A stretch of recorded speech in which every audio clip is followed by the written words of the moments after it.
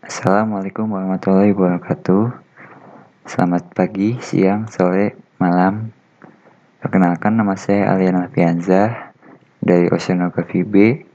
Di sini saya akan menjelaskan tentang pemodelan oceanografi.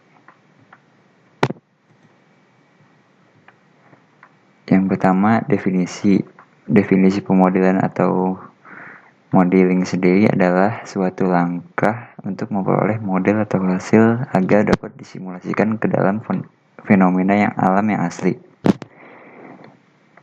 Nah, di sini modul-modul yang ada dalam praktikum pemodelan oceanografi adalah yang pertama ada modul 1 persamaan adveksi satu dimensi, modul 2 persamaan difusi satu dimensi,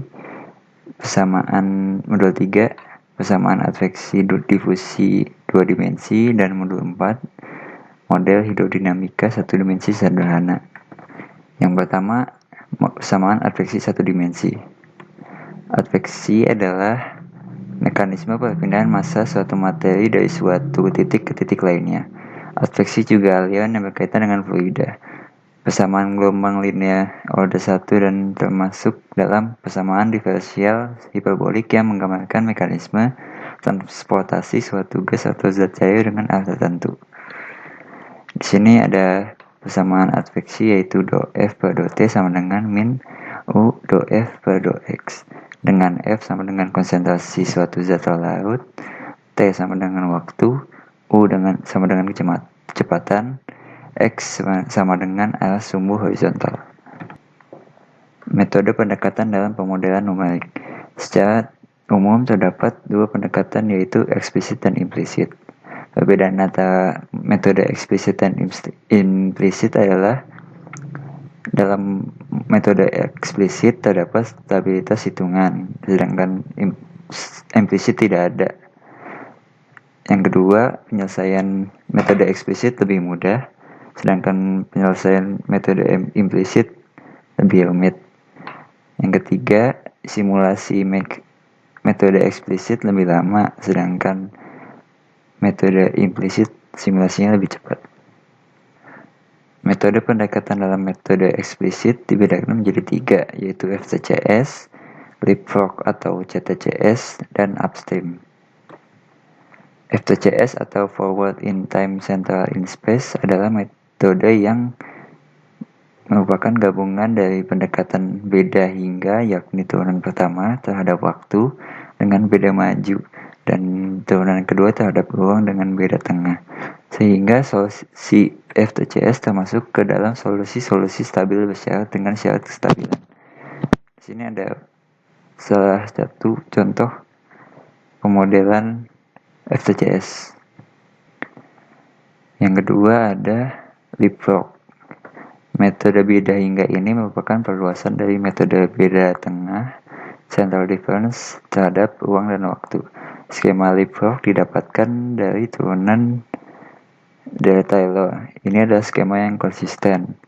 Leapfrog ini akan konsisten apabila nilai dari C kurang dari sama dengan 1, dengan nilai C adalah sebagai berikut. Di sini juga ada pemodelan skema leapfrog. Yang ketiga ada upstream. Upstream ini merupakan skema yang digunakan untuk melengkapi ketidaksempurnaan dalam metode leapfrog karena nilai konsentrasi dalam komputer menjadi negatif walaupun konsentrasinya positif. Metode ini menggunakan pendekatan beda maju untuk turunan waktu, sedangkan untuk turunan terhadap ruang dilakukan dengan melihat arah kecepatan U.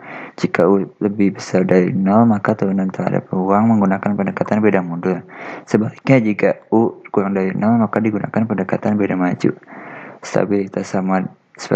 Stabilitas dalam skema upstream sama dengan skema leapfrog. Nah, ini adalah contoh hasil metode FTCS. Perbandingan 3 metode setelah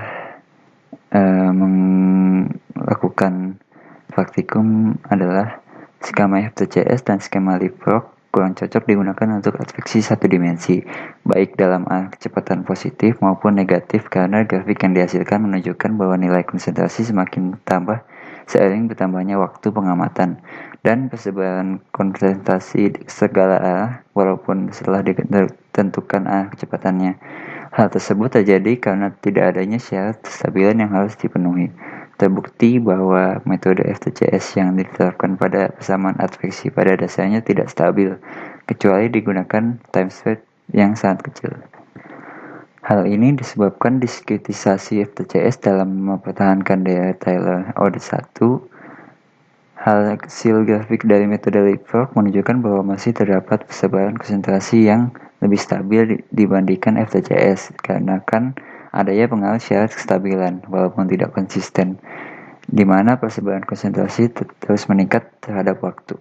Hal tersebut diperkuat oleh pernyataan Supardi 2011 yang menyatakan bahwa penentuan metode yang digunakan untuk mendekati persamaan tersebut stabil atau tidak stabil diperlukan analisis kestabilan untuk menggambarkan koefisien dari persamaan berubah sangat lambat ketika diperlakukan sebagai konstanta dalam ruang dan waktu. Penyelesaian FTCS berharga lebih dari sama dengan 1, yang berarti bahwa metode FTCS tidak stabil mutlak untuk mendekati persamaan adveksi. Berdasarkan hasil pengolahan data yang telah dilakukan, ditemukan bahwa skema yang mendekati stabil untuk adveksi satu dimensi menggunakan metode upstream, di mana metode upstream memiliki pendekatan yang berbeda untuk arah kecepatan yang berbeda, sehingga tidak ada perembusan ke arah sebaliknya dari arah kecepatan persebaran konsentrasi yang dikehendaki, karena metode upstream menggunakan pendekatan beda maju dan beda mundur secara terpisah. Hal tersebut diperkuat oleh pernyataan Yang 2005 yang menyatakan bahwa diskretisasi upstream merupakan salah satu penyelesaian persamaan beda hingga dengan pendekatan beda maju untuk turunan terhadap waktu, sedangkan untuk turunan terhadap ruang dilakukan dengan melihat arah kecepatan U. Apabila U lebih besar sama dengan 0, maka turunan terhadap ruang menggunakan pendekatan beda mundur. Sebaliknya, jika nilai U kurang dari 0, maka digunakan pendekatan beda maju. Selanjutnya ada modul 2, persamaan difusi satu dimensi. Persamaan difusi satu dimensi adalah persamaan diferensial Pasile yang menggambarkan dinamika kepadatan bahan menjalani difusi. Ini adalah persamaan difusi satu dimensi. Persamaan tersebut memiliki artifisis perubahan konsentrasi terhadap waktu dan ruang akibat gradien konsentrasi, di mana penyebaran akibat perbedaan konsentrasi dari konsentrasi tinggi menuju konsentrasi rendah dengan F menggambarkan konsentrasi suatu zat. A, D merupakan koefisien difusi dan X adalah sumbu horizontal. Persamaan difusi dibagi menjadi dua, yaitu metode eksplisit dan metode implisit. Yang pertama, metode eksplisit adalah metode yang mengimplementasikan metode Euler maju untuk derivatif waktu serta menggunakan pendekatan derivatif kedua atau pusat. Ini ada persamaan difusi metode eksplisit dengan selanjutnya didiskretisasi terhadap persamaan di atas dan akan menghasilkan bentuk yang kedua, atau dapat ditulis sebagai dengan yang paling bawah ini. Skema ini disebut metode eksplisit karena jika skema ini disebut sebagai metode eksplisit karena jika UIN diketahui untuk seluruh TN pada titik-titik jaring, maka kita dapat menghitung UIN plus 1 pada waktu TN plus 1 tanpa menyelesaikan melalui persamaan simultan. Yang kedua ada metode implisit. Untuk memberikan gambaran tentang metode implisit pada persamaan difusi yang kita miliki, maka perlu diingat kembali tentang pendekatan persamaan dengan beda mundur, sehingga diperoleh persamaan yang pertama yang dapat ditulis kembali menjadi persamaan yang kedua. Persamaan di atas sebenarnya mengikuti suatu perjanjian bahwa kuantitas yang belum diketahui harganya ditempatkan di ruas kiri, sedangkan persamaan yang sudah diketahui ditempatkan di ruas kanan. Dalam kasus ini, harga U pada langkah waktu N dianggap tidak diketahui. Harga-harga yang diketahui adalah pada langkah waktu ke N-1. Ini ada contoh hasil dari praktikum yang telah dilakukan. Nah, perbandingan dua metode, yaitu metode eksplisit dan metode implisit, dapat dilihat bahwa skema konsentrasi batas waktu, terutama dengan AD negatif, menunjukkan bahwa hasil yang tidak stabil. Grafik konsentrasi batas waktu dengan menghasilkan skema yang bernilai naik turun sehingga disebut tidak menentu. Skema eksplisit digunakan untuk menyelesaikan persamaan dimensi 1 dengan mengambil pendekatan dari Taylor oleh hampiran beda maju order 1 dan hampiran beda pusat order 2. Skema eksplisit dengan menggunakan batas kestabilan yaitu delta T dan delta X, sehingga seharusnya grafik yang dihasilkan lebih stabil. Ketidakstabilan ini dapat diakibatkan adanya kesalahan dalam perhitungan. Dari kedua skema yang menghasilkan hasil yang lebih stabil adalah skema konsentrasi batas ruang. Skema ini menggunakan skema eksplisit yang memiliki batas kestabilan sehingga hasil yang dihasilkan seharusnya memiliki tingkat kestabilan yang lebih besar. Kesimpulannya, skema eksplisit dapat digunakan untuk mengetahui sebaran polutan terhadap ruang dan waktu. Yang kedua, skema eksplisit merupakan skema yang lebih stabil dibandingkan implisit, karena skema eksplisit memiliki batasan kestabilan yaitu delta T dan delta X. Yang ketiga, tidak ada skema yang sempurna karena semua skema memiliki nilai error yang masing-masing. Selanjutnya ada modul 3, persamaan adveksi difusi 2 dimensi. Persamaan adveksi difusi 2 dimensi horizontal yaitu ada do F per do T sama dengan min U do F per do X min V do F per do Y plus AD dalam kurung do kuadrat F per do X kuadrat min do kuadrat F per do X do Y kuadrat. F menyatakan konsentrasi Z atau polutan dalam arah sumbu X dan Y. Konstanta U dan V menyatakan kecepatan arus dalam arah sumbu X dan Y. Selain itu, AD merupakan juga konstanta yang menyatakan koefisien difusi yang searah sumbu X dan Y.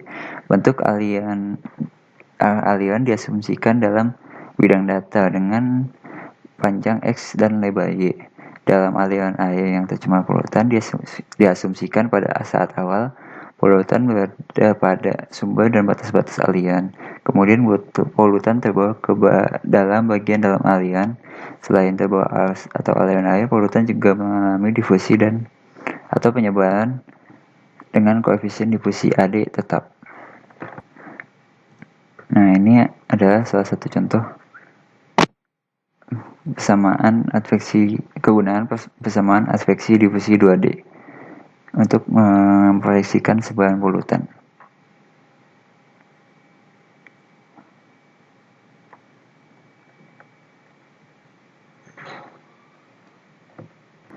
Selanjutnya ada modul 4 yaitu model hidrodinamika satu dimensi sederhana. Model hidrodinamika satu dimensi sederhana. Pada persamaan hidrodinamika satu dimensi sederhana, persamaan pembangun yang digunakan adalah persamaan kontinuitas dan persamaan momentum atau gerak.